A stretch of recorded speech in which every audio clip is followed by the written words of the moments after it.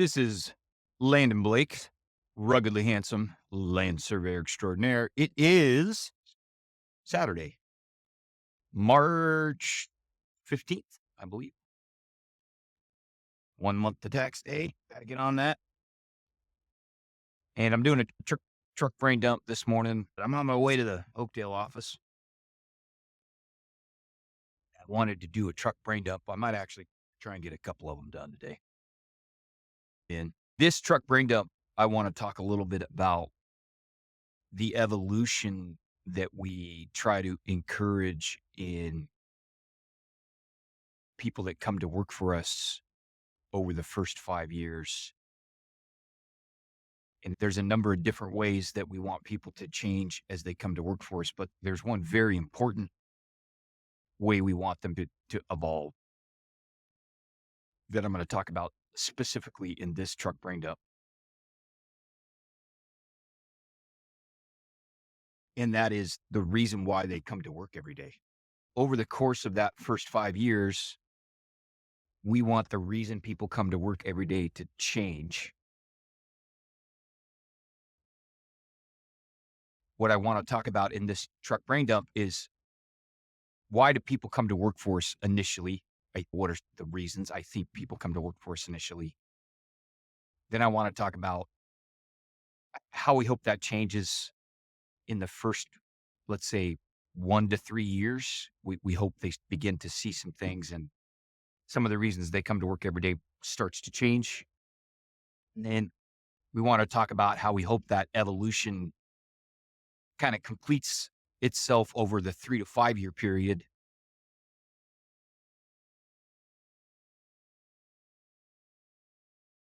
And then I want to talk a little bit about what are things we do that Brian and I try and do as an organization to help people make this evolution. And then I want to finish with the question, what happens when we fail? So when we fail to encourage this evolution in people that come to work for us, what needs to happen and how do we try and facilitate that? It can be painful, but it doesn't have to be horrible and nasty. And so I want to talk about, you're still coming to work every day for the same reasons you came to work for us when you first got hired. We have a problem and you probably shouldn't stick around. Why is that? And what do we do when we realize we're at that point? So I want to start by just talking a little bit about, in general, some of the changes that we hope our employees make as they work for us the first few years.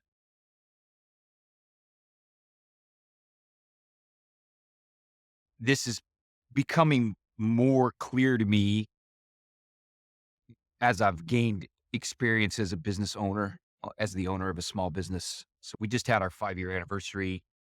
And so I'm at the point now where I'm hoping some of my folks have completed this evolution or are close to completing it. And I think about it a lot. Brian and I talk about this stuff a lot because it's hard. The human part of this is hard. I talk about that on my podcast, Putting Your Business on the Map. It's one of the hardest parts of the business. The only thing harder than dealing with the human part maybe is getting people to pay on time. That's about it. So this is difficult. We want our team members to make all kinds of changes when they come to work for us. And we may be a little bit special in that way as an organization. I don't want to say unique because I think there's other organizations like this, but we're a little bit special in that way. We hire people expecting that they will make major changes their first 3 to 5 years working for us, because we primarily hire people for entry-level jobs, and almost everyone we hire is not a surveyor when we hire them. There's all kinds of reasons why we do that. That is not the typical model. The typical survey firm is down hiring survey grads out of CS Fresno State's program, or they're poaching surveyors from other companies. And I don't think I have anybody working for me right now that we have poached from another survey company. We just don't do that. That's just not the way we like to do business. So because we hire entry level, mostly entry level and folks that are non-surveyors, we expect people are going to come to work for us and make quite a few changes. And not everyone we hire is young, but we are a young team uh, because we tend to hire entry level. We tend to hire young folks. Almost everyone that works for me right now is under the age of 30. We have 3 people on our team of roughly 20, 3 employees that are over the age of 30. Everyone else is under the age of 30. My partner, Brian, and I are over the age of 30, obviously. So even if you throw Brian and I in the mix, I've got 5 people out of 20 over the age of 30 and maybe 6 people over the age of 30. And I think 2 of those people are between 30 and 35. So there's only 3 of us. There's only 3 people in the company over the age of 40, basically. And no, 4. I'm sorry, 4 people over the age of 40. So my wife and I and Brian and one of my project coordinators, we're all over 40, but the rest of the team is under 40 and a huge portion of the team is under 30. So we tend to hire young. Um, and so we expect people are going to change as they work for us. And some of that change is just they're growing up, but we hope that we also are a big factor in some of those changes they make. So I want to give you a couple examples, like what kinds of changes do we expect to see in our team members over the first few years? They're hopefully going to learn to be a land surveyor. Most of them. I have a couple business support people, but most of our people come to work as technical folks and they're learning to be land surveyors. So that's one example. Another example is we hope that people, when they come to work for us, they learn to be good managers. They learn to be good leaders. They learn to be good members of small teams. We hope we also encourage them just to be good human beings. To some degree, part of what we teach our employees at RH, because we have a young team, is we teach them life skills. Like we talk to them about, the importance of saving a little money and how you do that and why you need to have health insurance and why it's important to have a reliable automobile and things they can do to build their professional network and, why they need to be self-aware and understand how other people perceive them and react to them. All those things are basic life skills that we help teach.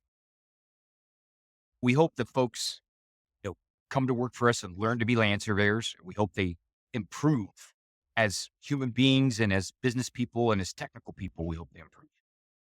One of the goals I have as a business owner, and I think Brian shares this goal with me, is we occasionally have people that decide that they're going to leave our team, and that's okay. We understand that people's lives change and that happens.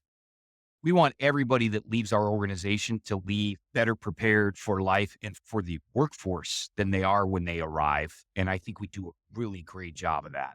I think I can say confidently that everybody that stays with us for more than 6 months leaves our organization better prepared for the workforce than they are when they arrive, and probably will always make more money because of the time that they've spent with us, which is a fantastic thing. And that's essentially what the university system in the United States is supposed to do. And it for a lot of different reasons, fails at that mission, I think. Okay, so we're going to talk about a specific change that we want to see our employees make over the first 5 years. Brian and I have been having some deep conversations as we think about this next phase of our company's life. We're past year 5 now, so we're not exactly a startup anymore. And we're growing now. We're at the size, 20 people, give or take. And so we're at the size where we need to add a little more structure. And so Brian and I talk about things like how big do we want to grow and how do we manage that growth and what are the challenges we face as we become a 25 person company and not a 5-person company? What does that mean? So one of the things that I've been thinking about just the last couple of days as Brian and I have been talking about all these changes that we see coming is, why do people come to work for me? And how do I want that? Their set of reasons. It's not one reason. There's probably multiple reasons. How do I want that set of reasons they come to work for me to change over the first 5 years? I want it to change. And I think that's really important. And I worry a little bit that I'm not doing a good enough job helping that evolution. So I need to think more about how I do that. And we'll talk at the end of the brain dump here about some things that I'm trying to do. facilitate that, but I need to do a better job for sure. So let's just begin this. Let me next talk about the beginning of this evolution. We're going to call it a 5-year evolution. So I want to start that part of this brain dump just talking about what are some reasons why somebody might take a job with our age. There's a handful of reasons, and different people have different combinations of those reasons. But I think that there's probably somewhere between 4 and 6 reasons why most people take a job with our age. Okay, I'm not talking about how they find us. I'm talking about after they've found us and they've learned a little about us as an organization and as a team, and we've had some preliminary discussions about pay and benefits and what the job would be. Like, why do people decide to actually take the job? Here's the list of reasons. Number one, we pay well. So surveying jobs tend to pay pretty good, but we try and pay somewhere between 10% and 25% above market for some different reasons. I've talked about them in the Putting Your Business on the Map podcast, but we pay well. Most entry-level folks that come to work for me see somewhere between a $2 and $5 raise when they come on board compared to their entry-level job. Compared to their existing job before they come to work for me. And most folks see somewhere between a $2 and $4 raise their first year for us. And that's typically in their offer letter. So I would say, at a minimum, most folks, after they've had a year at our place, are probably making somewhere between $4 and $6 an hour more than they were at their previous job as a barista or a janitor or a hotel desk clerk or working at a fudge shop, whatever. That's pretty typical. That's probably 80% of the reason why people come to work for me. And that's okay. There's nothing wrong with that. That's an advantage that I have as a survey company over somebody that's running a fudge shop or a hotel. And I take advantage of that. I utilize that advantage. I have the ability to pay a little more than most other jobs for young people. And we take advantage of that to try and find talented folks. So one reason is the pay's good. The other reason is, I think we offer excellent work-life balance. I know some of my younger employees would probably disagree with that, but look, this job is Monday to Friday, 4 hours or 9 a.m. to 3 p.m. We're super flexible about when people come to work and when they leave. We don't time lunch breaks. We don't count trips to the coffee shop. We don't make people punch a time clock. We tell people they can take unpaid time off. We've got a very generous PTO program. We let folks work from home. Most of my folks get to work from home 1 day a week. Some folks work from home more than that. So we pay good, number one. Number two, we have great work-life balance and flexible schedule. You don't work weekends. You don't work nights. We don't grind people most of the time. My folks don't work 70 hours a week or till 10 o'clock at night, which can be typical in other civil survey shops. So we just don't do that here. If you're working a retail job or a customer service job or a janitorial job, you're working nights and weekends usually. That's a great thing for a lot of people that come to work for me that appreciate having a Monday to Friday job where they get nights and weekends off. I think some people come to work for me because they recognize the career opportunity and appreciate the opportunity to be trained. We do a ton of on-the-job training. It's a huge amount of money we spend. I don't know that everybody appreciates that when they come to work for me. Some people do come to work for me just for the money initially, but 40% of the people that come to work for me think that the training they're going to receive and the potential to have a career is a huge plus for them. So that's another reason they come.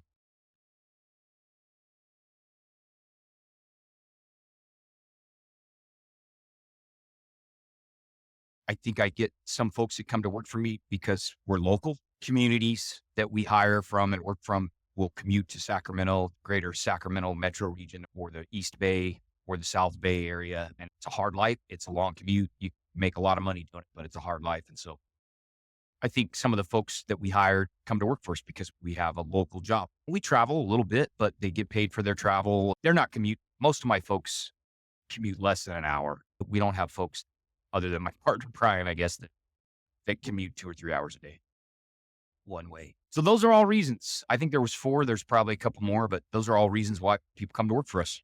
when we hire 'em, and there's nothing wrong with any of that. I think that's great, and we make sure that we emphasize all those potential benefits to folks when we're interviewing them and when we're hiring them. So that's why they take the job. And I think for a lot of folks, that's probably why they come to work every day for the first year. So what do I want to happen kind of year 1 to 3? Like, how do I hope that changes? Now, before I get to that, let me just say, I understand people need a paycheck, and that's why we try and pay up a little bit above market. That's one of the reasons we want to give people a good place to work. We understand that pay is part of that. I will never tell somebody that I'm going to always pay them more than any other job they can find, because there's trade-offs that you make there. And we're a small company. If you want to drive to Sacramento or the Bay Area, you could probably get a 20% pay bump or 25% pay bump, but you have to weigh that. We pay good for a local job here in the Central Valley. And so I know it's important, but I don't want that to be the main reason people keep coming to work for me. Between year 1 and year 3, I hope that starts to change. So what do I want to happen kind of year 1 to year 3? What I hope starts to happen is that people begin to understand what makes our organization and our team special. And that has a lot to do with our core values, right? Honesty, integrity, continuous improvement. Brian and I work really hard to make sure those values are reflected in the way that we run the business and the way we treat our clients. And I hope as people come to work for us, they can start to see that. They can say, hey, these guys I work for are honest. They're men of integrity. They're fair. They want to take good care of their clients, provide good service. I tell people all the time, don't come to work for me if you want to be comfortable. We are always going to be pushing you to be better, to be excellent. And that involves some discomfort. And so I hope, and look, we talk about some of that in the interview, but what I hope in year 1 to 3 is that people start to really see that and understand it. I want them to see the way that we run the business. Our core values are reflected in the way we run the business, and they can see us live those core values. And we're not perfect. We're human and we're imperfect, but I hope they see the effort we make to do that. Our transparency, our honesty, our desire for fairness, our desire to give people a good place to work, our passion for what we do, and our desire to do it with excellence. What I'm looking for in year 1 to year 3 in an employee, in the reasons they come to work every day, is I want them to, what I'm hoping they to have at this phase, just some recognition, right? Some understanding and recognition, like, hey, this isn't like every other place I've worked or every other place I could go to work.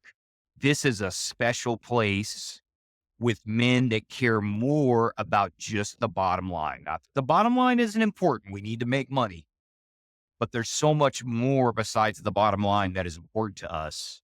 And I think that now there are other businesses that are like that, but there's a lot of businesses that aren't. And so I want my people to appreciate that they're working at a place like that. As they gain that understanding, I hope they appreciate and value that, and that they're telling themselves, I want to do a good job in our age. I want to participate and be a value member to the team, not just because I appreciate my paycheck and I think I'm being paid fairly, but because I know this is a special place. I don't want to have to go work somewhere else that isn't like this. So I hope there's some recognition there that working at a place that reflects the core values we hope we reflect has some additional value on top of the paycheck.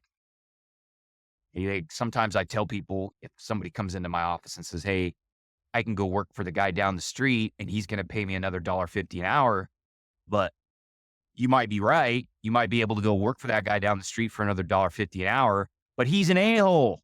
Like, he's a jerk. It's like, you got to decide, is it worth that? Is it worth $1.50 an hour to go work for a jerk? Oh, I don't know. Maybe sometimes people tell me, yeah, but you're a jerk too. Like, they're not okay. They're allowed to have that opinion. If you think I'm a jerk and you can't understand the values that I try and run the business by, then maybe you should take the job down the street for another $1.50 an hour. I'm looking for people that understand that my partner and I try to be good bosses and run a different kind of business, and that we're not jerks, and that we don't just care about the profit margin, that there's other things we care about, like excellence and passion for our chosen profession and a willingness to take care of each other. My partner, Brian, is like a big brother to me. And he's helped me a tremendous amount. He's helped me be a healthier person, just a little more work-life balance, healthier. And he's had a huge impact on my health. And that's something that a good friend and a big brother does. And I appreciate him for that. And I tell my employees sometimes, like, that guy could be in a coma and I would still send him his paycheck. Like, I would find a way to send that man his paycheck, even if he was in a coma. If something happened to him, if he died in a car accident, like, I would send money to his two girls, his daughters, for as long as I could. I would do that because he's important to me and I care about him. And that's not every business, right? We had one of our employees. She was a field surveyor. She got pregnant. Brian and I have done backflips to try and support her as she starts a family. Not just because we think it's the right thing to do, but because we care about her as a person and we care about her family. I've told her many times, I believe children are a blessing and they're a beautiful thing, even though they're a ton of work. We want people to be able to work for us and have children. That has cost the company money. And Brian and I have made sacrifices to make that happen. And the team has made some sacrifices to make that happen. But that's the kind of business we want to run. We want to run the kind of business where a young lady knows that if she decides to have a baby, that her team and her bosses are going to do whatever they can within reason to support her. That's the kind of company we want. And so I hope year 1 to year 3 that people have recognized our decision to support that young woman that wants to have a baby, or our decision to support somebody that wants to move out of state so they could support their wife's career change. If Matthew came to me tomorrow and said, my wife, Marissa, has a great career opportunity, but it's in Utah. I want to move to Utah, but I don't want to lose. I got a great job here at RH. I don't want to lose it. Brian and I would try to keep Matthew in a job. Now, it might not be the same job and it might not even be the same pay, but we would do whatever we could to try and support him in that because we care about Matthew and his wife as human beings. And that's the type of business we want to run. So it's not just about the bottom line calculation, the dollar calculation. Part of the reason why I wanted to talk about this is because we've been having some conversations with people about compensation and PTO benefits and how we have to try and balance the financial health of the organization with the individual needs of each team member. And part of what I want people to appreciate, sometimes I feel like my team members can get a little bit pissy about small dollar amounts. And so part of the reason I wanted to talk about this, I'm looking for people that can also recognize there's some other value in their job besides just what's on their check stub. This is part of that conversation, right? It's because part of what I realized the last few months is if you've worked for me for 3 years or 4 years or 5 years, and we haven't established some level of trust in each other, and you can't recognize the core values that Brian and I are trying to run the business by, and you can't see the value in that, then you probably shouldn't be working for me because I want to go find a team member that appreciates that value. That's not necessarily working for us. There's value that's not necessarily shown up on your check stub. And I don't want a person that doesn't see that value. I'd rather hire a person that sees that value because they're going to be grateful and appreciative and loyal. And that's what I want. So that's part of that change I'm looking for year 1 to year 3 is just some recognition of those things that make us a different kind of business, like a recognition of how we try and run the business by our core values and some understanding that some of the value that we provide is not necessarily showing up on the check stub. Let's talk about that next phase of this evolution of the reasons why people come to work. I'm looking for this in kind of year 3 to year 5, right? So one of the reasons that I'm talking about this today, and I've been thinking about it, is we've had our 5-year anniversary now. So I have a handful of people now that are in this 3 to 5 year phase. What am I looking for in the reasons why they come to work every day? By the time you've worked for me for 5 years, I want to know that you are a believer, that you are a believer in what we do, that you have bought in to the vision and the mission and the core values, that you have drank the RH Kool-Aid, that you bleed RH blue and green. I'm not looking for blind obedience or mindless slaves. That's not what I want. But I do at year 5, I want somebody who's coming to work for me every morning because they say, this is an awesome place to work. It's not perfect, but it's an awesome place to work. It's really special. I believe in what we're trying to do for our clients, for our profession, for my coworkers, and I want to be a part of that. Like, I want people that say, you know what? This thing that Landon and Brian are trying to build in this corrupt, wicked world that we live in is really special. And I want to be a part of that. I want to help them because I know they're constantly getting their butts kicked by the world around them and by unscrupulous, dishonest clients and surveyors that break the law and government regulators that are overreaching. And I want to put my war paint on and I want to get in the trenches with those guys because I really believe in my heart that this is a special place that's worth fighting for. That's what I'm looking for year 5. So not just somebody that understands what makes us different as an organization and a team, but somebody that believes that we are different and believes that is important and wants to participate in the struggle that we go through to run that kind of business in a world that is always trying to kick me, to knock me down and kick me when I'm down, to knock Brian down and kick Brian when he's down. I tell my folks all the time that we shield them from this, but like Landon Blake every week puts his war paint on and I got to go fight to get paid. And I got to fight to be treated fairly. And I got to fight for our clients with the local land use regulator. And I got to fight for our clients with the title company. And I need people that will help Brian and I with that fight because it's a huge struggle. And sometimes we get exhausted. We believe in it so strongly that we give up paychecks to fight that fight because we think what we're doing is important. And at year 5, I need people that believe that. That's why I want them coming to work. Now, they still need a paycheck, and it needs to be a generous paycheck, and they still need to be treated fairly, and they still need training and opportunities for advancement. But at year 5, I want people who are coming to work because they think that Brian and I are good men, that we're fighting a good fight, and they want to get in the trenches with us because they believe in what we're doing and because they know somewhere inside that this is the best place they're ever going to go to work. If you're at year 5 and you don't believe that RH is the best place you'll ever be able to go to work, you need to go find a different place to work because those are the people I need with me. At year 5, I need true believers. I need people that trust me, that are going to have my back, and that are going to help me turn the other new hires into true believers. Because in order to win this struggle that I have and to build a fantastic place to work where people can learn to be great, honest surveyors, I need a band of true believers. My partner, Brian, says we need fire-breathing dragons. Hey, I need people that are ready to wake up in the morning, have their cup of coffee or their yerba mate, and they are ready to put their war paint on and come help me take on the world.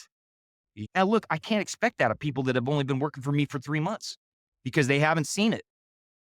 They don't understand yet what makes us special, and they don't understand why it's important. They need time, but by year 5, you've had long enough.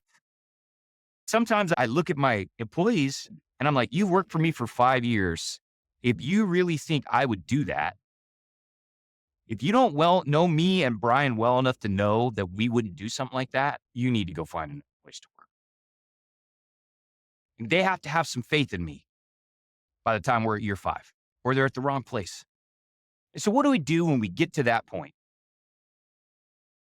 And I'll be honest with you, I've had high level employees come to me after years, 2 years, 3 years, 4 years, not a bunch, but I've had a couple come and tell me, I don't believe in what you're doing anymore. And you know what I tell them? Okay, let's figure out how to get you to a different place because I don't want you here if you don't believe in the mission. And here's what I want the people that hear this, what I want them to understand is that never has to get nasty. It doesn't. Okay.